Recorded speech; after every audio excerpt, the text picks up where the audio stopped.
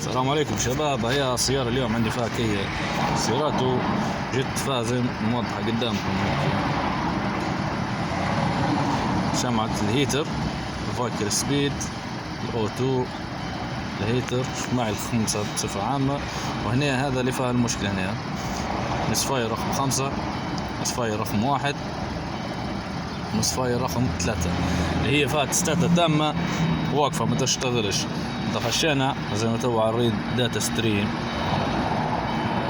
خشيت على المصفاير 1 2 3 4 5 6 شبحنا زي تو. جميع المصفايرات جميع البساطين فيها نقص، خاصة 5 و3 و1 زي ما واضحة قدامكم يا شباب. هنا مستحيل يكونوا هم شماعي ولا بوبينات ولا واحد. هنا الاحتمال الأكبر اللي هو يكون يا كاتينا يا الكربون يا رشاش.